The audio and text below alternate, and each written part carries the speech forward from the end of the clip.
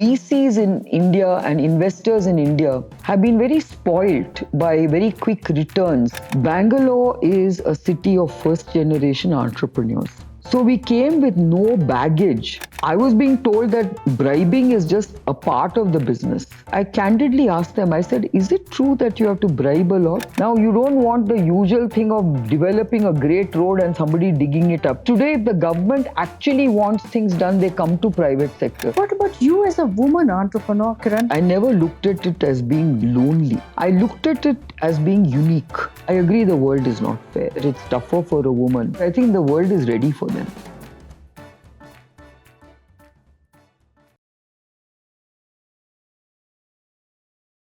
You spoke about innovation, and large companies in India still aren't investing as much in the R&D. Biocon does over 10%. But the problem is, Malini, we are crucified for investing in innovation and R&D. Ask our investors. They keep telling us, why are you wasting so much money in R&D? It's so risky, right? We are shareholders. Shareholders don't like you to invest in R&D. You're denying us profits. We want dividends. We don't want you to waste your money in R&D. That is the problem. So today, if you don't have research incentives, you cannot, do what is required. Today, let me tell you, we have asked for a large number of research incentives because they actually had a 200% weighted tax deduction for R&D expenditure, which they removed because, they had the sunset clause on all incentives and tax breaks, and along with that, they removed this as well. That has actually seen private sector R&D investment drop from 8.8% in 2018 to 6.6% today. So it tells you that it has had a direct impact. 2020, that sunset clause came in. Sorry, 2020. 2020, the sunset clause came in for this weighted tax deduction. 2022. And 2022, it's dropped significantly. So if you don't give incentives, it's continuing to drop. And even the government spending on R&D has been kind of static at 0.7 to 0.8% of GDP. Now, obviously, you can say that if GDP grows, that 0.8% in sheer numbers will go up. But we are way below the other BRIC nations, whether it's Brazil, whether it's Russia, or whether it's, of course, China is in a different league. But they're all over 1%. They're at about 1.2, 1.4%. So we also need to actually increase our R&D spending. And we've got these wonderful universities, but we need to change the models because we made them into just administrative nightmares. Kiran, just shifting gears to the city, and you've been involved in a lot of the civic-related, urban-related issues from 4 decades, and very early days, the TenderSURE initiatives, and then BPAC, and a lot of things, while are frustrating, we've also been able to make a lot of progress. So, net, what worked in the early days, and why? How were some of these initiatives successful? Just wanted to get you. Give people a little bit of. So, first and foremost, I think that Bangalore is a very special city because it is a city of, for, and by citizens. And that culture and that ethos has not changed. And I'm glad it hasn't, because I think citizens are able to work with the government. They're able to influence government. They're able to come up with ideas that the government will take notice of. So if you think about TenderSURE, it was just a citizens' initiative, and we all kind of got very excited. And today it has changed the face of central Bangalore.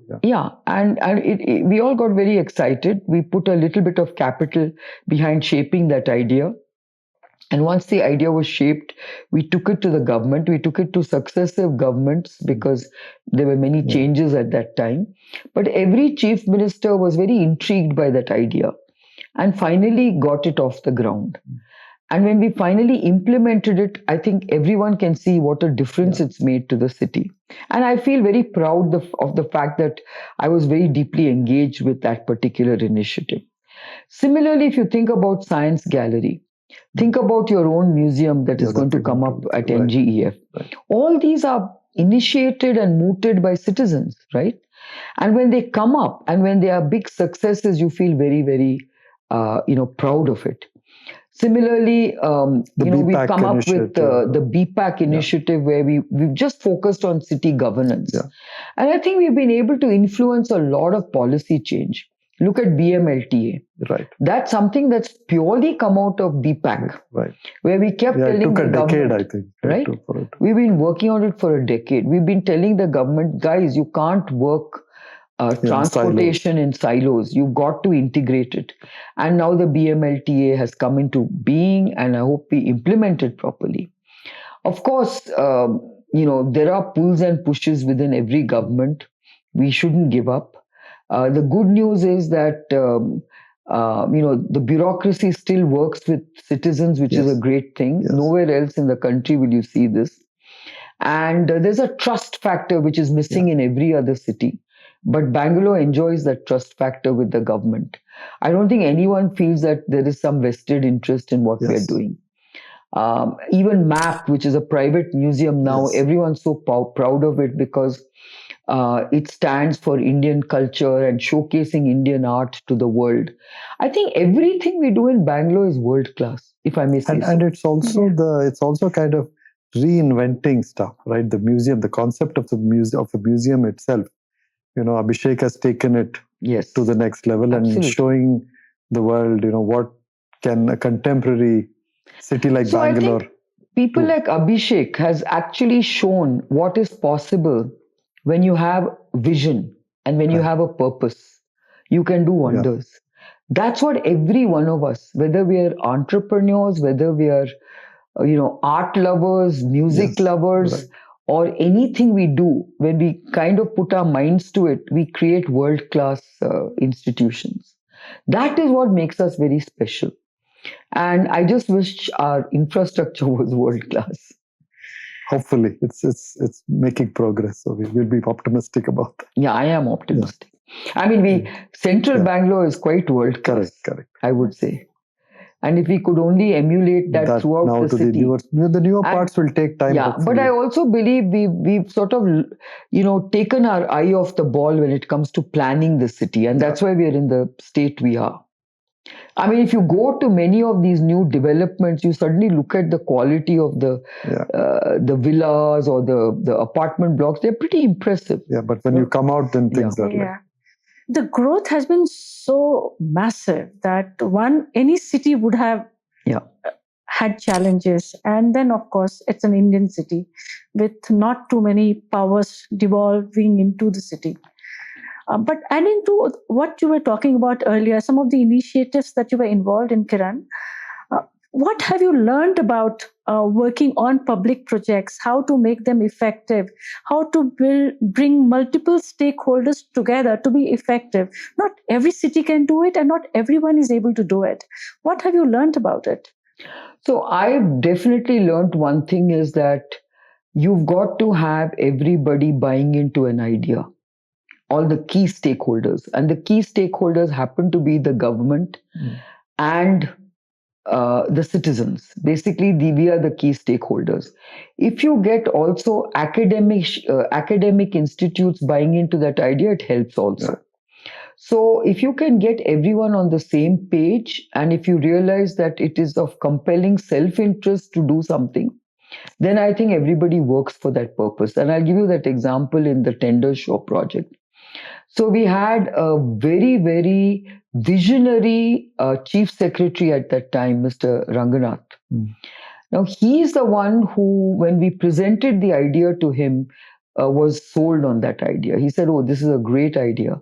I said, but listen, you need to basically bang heads and make everybody work in an aligned way, because it means that all parts of the administration has to start working in sync.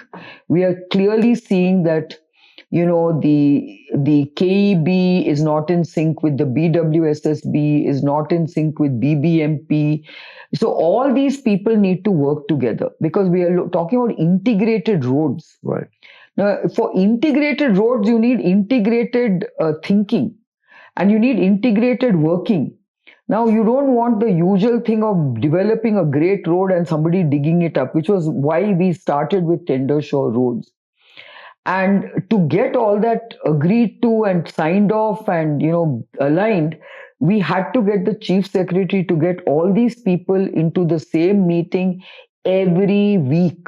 For the first 6 months, we had weekly meetings, and he would make sure that every single person would come. He would call the commissioner of the BDA and BBMP. He would call the BWSSB chief, the KEB chief, whoever else needed to be called. Even he would call his legal department if some land had to be acquired or something had to be done. So everyone used to be called, and he used to listen to everybody's issues and problems, and he would realize that some are excuses and some are genuine. But he would cut the clutter. And he would make sure that we all now get things done. And actually, we got it done very well because of that. Because everybody then realized that it was something the city needed and that it was not about, power broking here and there. So, Kiran, there I think having these people from the private sector without vested interest being very actively involved, I think, is what differentiates the city, right? Without Correct. That's what I meant, that there's no trust deficit. Yeah. See, today the private sector, citizens are all are trusted. I mean, today if the government actually wants things done, they come to private sector, right? They come to us because they trust us, saying, can you give us some ideas? Can you help us with this? I mean, even that NGF museum, right. They're relying on us. They are not going to tell us that, some bureaucrat is going to sit over us. Similarly, Science Gallery. Science Gallery, Bengaluru, in all fairness, the government was the one that gave it the initial support. They were the ones who gave us land and money to basically start, designing and building. It's only recently that, Chris and Rohini and myself, gave philanthropic support, which matched the government funding so far. And now they've basically said, since there is a matching thing of the private sector, we will give you full autonomy to manage the project the way you want to. So there's trust. Otherwise, they could have still said, okay, fine, thank you for your philanthropy. But the government still calls the shots. This is the only city and government that doesn't think that way. Because they realize to build world-class facilities or world-class institutes, you need private sector engagement. People. And as long as there is no vested interest of the private sector, you can only get world-class products. So talking about this, Kiran, and I come from Delhi. That's where I've lived for 35 years. And the work culture, the corporate governance, some of the larger issues that traditional businesses over the years have had, and I guess corporate India is also evolving. What differentiates entrepreneurs in Bangalore? And especially you come from a sector which is manufacturing. And you also grew up in an era, 1970s. It was a very different era. Government control and corporate India had a certain ethos and certain culture of that era. From then to now, how things have changed on the corporate governance and some of the other ways that corporate India has changed. And located in Bangalore, in what way does it differentiate itself vis-a-vis some of the other cities that you see? To answer that question, let me start by saying that unlike other cities, Bangalore is a city of first-generation entrepreneurs. So we came with no baggage of how to run our businesses, right? Yeah. Every one of us who ran our businesses ran it with great sincerity, great integrity, and with a hope that we would actually get up to global standards. So that's the way. And if you have that kind of vision, governance is embedded in whatever you do. In fact, I still remember when I started Biocon, I was horrified at what I was being told about starting companies and running companies, and you said manufacturing. I was being told that bribing is just, a part of the business. And I was horrified. I said, oh my God, this is not something I bought into. And so, or I signed up for. So I actually went to the government, people who were, giving licenses those days. And I candidly asked them, I said, is it true that you have to bribe a lot? Because I really don't want to start this company if it's all about bribing. And the guy was really horrified that I asked him this direct question. And he said, no, not at all. You don't have to worry about that. Don't listen to what others say. And actually, from those words, I must say that every time I've been candid, I think the government has been extremely supportive and transparent. I don't think I've had to worry about, corporate governance or, these kind of aspects of, business integrity. So I think Bangalore has been a city which is a tech city because most of the entrepreneurs are tech entrepreneurs. And because we are not, I mean, in the early days, there was no regulations around technology because they didn't understand technology. I think we were kind of relatively free from the influence of Delhi, and they used to leave us alone. And as far as the local government was concerned, they were very happy that somebody was actually, building an industry. And so they would also let us alone, and we were able to build our industries with great freedom and, and integrity. So I think that's why our governance standards are so high. And once we actually then became a kind of a role model and a showcasing for the rest of the country, saying, look at the governance standards in Bangalore, look at all these companies, look at their governance standard, they're also honest. And they don't have this culture of bribing their way into doing everything, which is the norm in most other parts of the country. So I think, we've actually built on that tradition and that reputation. So, Kiran, just to kind of take that point ahead, think of even the real estate industry here. We have some of the most competent real estate companies and some of the most well-governed real estate companies. So it has rubbed off into multiple, even some of the most obvious areas where it's governance is otherwise such a deficit, right? Just looking ahead, Kiran, one of the big challenges we have in multiple urban cities like Bangalore, and there is a problem of planning still, and we have to recognize that 5 years, 10 years down the road, things are. I mean, we have to future-proof this city. Future-proof the city. Yeah. What mechanisms do you think would enable something like that? So I think we need to be better at urban planning in general. I think what the government has now finally spoken about, which is really kind of, localizing development at ward level. I think we really need to split administration into managing smaller parts of the city. The city has grown too big. Yeah. You cannot have one central body trying to manage the whole city when you know that in most parts of the world, they would break it up into small constituencies which can be better managed. We have been for a long time requesting the BBMP to be split up into 5 or even 7 divisions, which then can be managed and governed better. But the politics are getting in the way. I hope they see the reason and the logic of why this cannot sustain.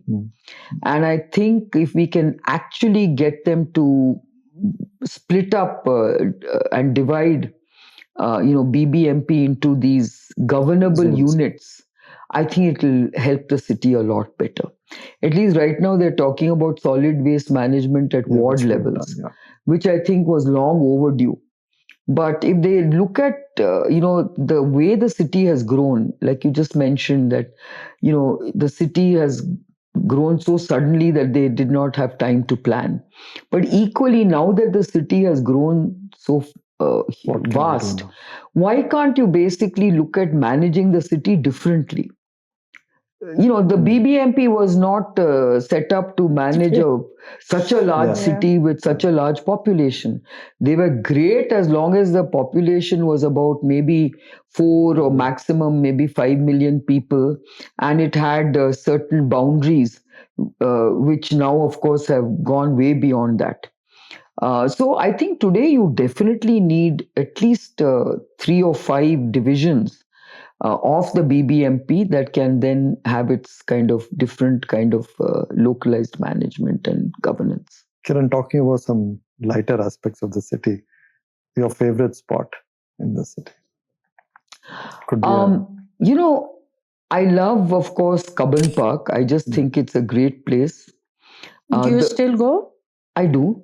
Now that I'm spending time here, I hope to go for more walks there. But Cubbon Park used to be a favorite part of the city right from when I was a child, because I remember we used to stay very close. I mean, we were actually staying on this very site, and I used to actually cycle to Central College, which was my college.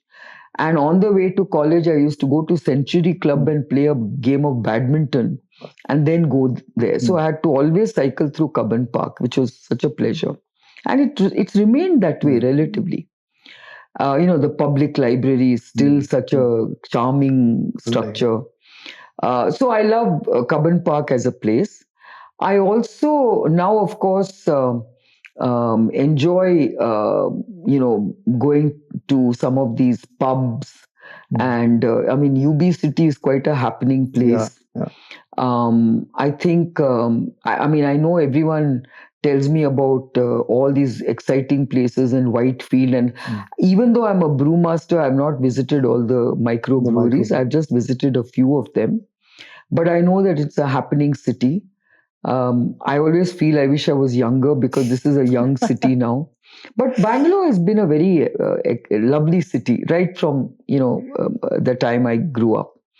I think even when I was building Biocon, it was a very safe city. I used to drive on my own at 2 o'clock in the morning. I never felt unsafe, and it was still a happening city. We had discotheques, we had pubs. I don't think any cities in India had these kind of places. We had a very swinging nightlife those days also.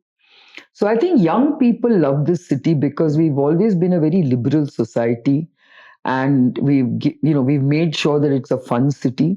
I also like the fact that we have a very vibrant city in terms of entertainment. Yeah. So, today I believe the new airport, our BIL airport, has become another happening place. I haven't gone there, but I'm told there's a wonderful food court and they're putting up a concert arena and all kinds of things happen. But I think even here, I think we see lots of plays, lots of concerts, lots of musical performances. It's been, okay, the pandemic has introduced as a bit of a dampener. But otherwise, the Palace Grounds always has some celebrity, performer from any part of the world coming and performing. I've seen so many great performers, from Elton John to Pink Floyd to to Enrique Iglesias, and so many people have come and performed there. And it's a great feeling, to have all these performances. I think it'll come back now that it's opened up. What are 3-4 ways you think this city has changed as a resident of the city? Well, it's grown hugely. I mean, when I was growing up, it was less than 1 million people. And, when I was setting up Biocon also, it was about 4 million people. Probably even more cosmopolitan than And it was very cosmopolitan right from the beginning.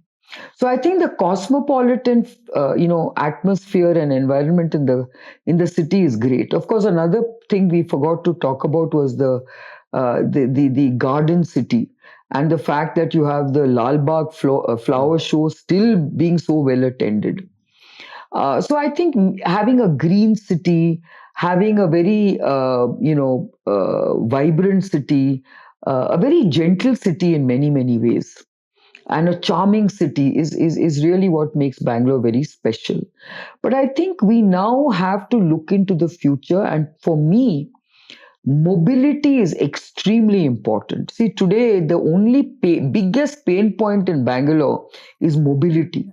To go from anywhere to anywhere is a nightmare. You can't plan your travel time. Sometimes you arrive in absolutely in time, or sometimes you're really delayed. So I think we need to have mobility high on the agenda. And when we talk of mobility, it's not just about the road network. It's about the metro. It's about the bus network. It's about how we manage traffic. We've been talking about having high density corridors which are signal free during peak hours. That has still not been implemented.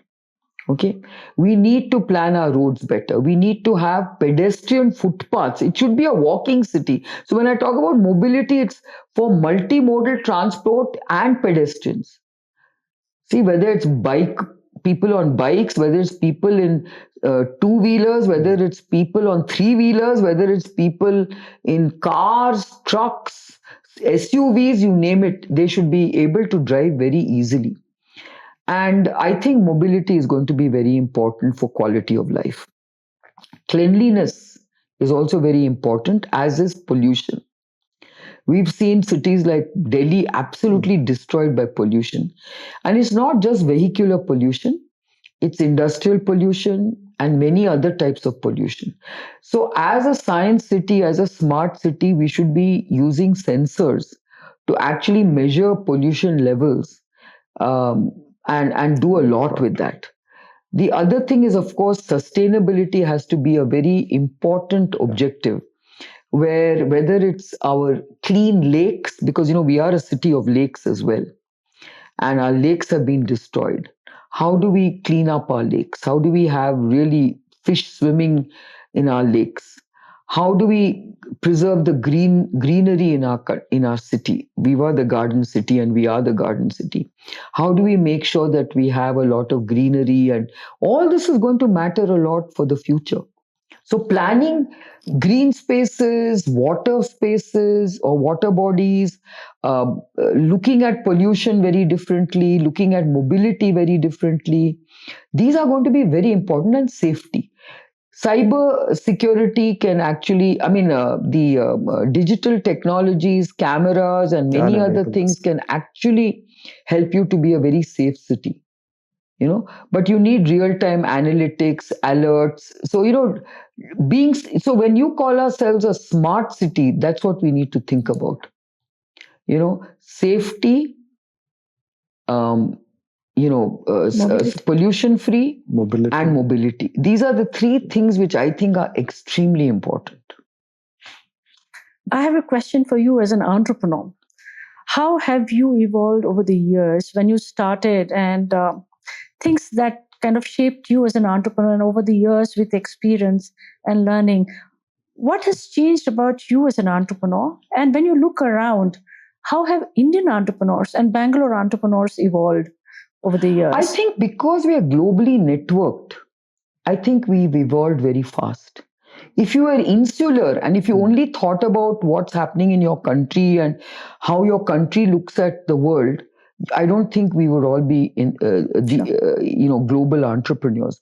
But because of our businesses, we've been forced to be global citizens. And when you're a global citizen, you network globally. And I think you travel to other places. The IT revolution also brought a lot of connectedness. Yes. And so that opportunity to learn from others, to borrow ideas from other parts of the world has been very, very useful. And also taking ideas to the world, that's also been very useful. So I think we have a sense of self-confidence, not subservience, because we also think we can give a lot to the world. It's not just about borrowing ideas from the other side. So that's the big shift that you see. And I've always, as an entrepreneur, wanted to put India on the map. And so whatever I did, I wanted to do it with global benchmarks in mind. And I think I've always wanted to be one amongst equals. I didn't want to always be following and always. So I've always taken a seat at the table. Whether I'm at an international conference, whether I'm having an intergovernmental, I'm representing the government, or having a panel discussion at an international forum, I think we are all very comfortable, projecting the India story without hubris, but really telling it as it is. What about you as a woman entrepreneur, Kiran? When you started, you were really a lone sort of warrior in the woman sort of entrepreneur area. And even today, you would be quite, I mean, there are very few women peers, right? Why things haven't changed? And when you started, how lonely was it? For you as a woman entrepreneur in biotech in a city which is so focused on tech. So tell us a bit about that journey. Malini, I'll be very honest. I never looked at it as being lonely. I looked at it as being unique. So when you feel unique, you actually take advantage of your situation and try and sort of really make the most of it. And that's how I've always led my entrepreneurial journey. Even today, I agree with you that there are not enough women either in boardrooms or in leadership positions. And I know as an employer how tough it is to get women in leadership roles for various reasons. But I think the message I want to give is that when I meet smart women, they're really smart. Okay? They're second to none. I mean, whenever I talk to women who are playing some leadership role, they are very impressive. So I don't see why women have to feel diffident or feel that, they need extra support or that they need special incentives. I really think we have it in ourselves to really play those leadership roles if we are given a fair chance. I agree the world is not fair, and I agree that it's tougher for a woman to push herself ahead than for a man. But once you're there, I think women do very well. So India has not been able to move the needle much on women in workforce and women in leadership position. So globally, it's a difficult scene, but India is really bad. I don't think, yes, it depends which part of the country you're looking at. I mean, yes, if you look at, if I look at the banking sector, they've done very well. Women in leadership roles have been very impressive. If I look at even our own life sciences sector, a lot of women have started companies. Maybe IT, there could be more, but technology. But you do have at least some of the people like Roshni Nadar and all doing a pretty decent job. So a lot of what has happened in India is really about families allowing their daughters to take leadership roles. So which is good, but I think women need to push themselves a lot more. I think culturally, I think women have in India resigned themselves to their fate, so to speak, and they need to come out of that because I think the world is ready for them. Great, Kiran. I mean, this has been really, truly enjoyable. Thanks.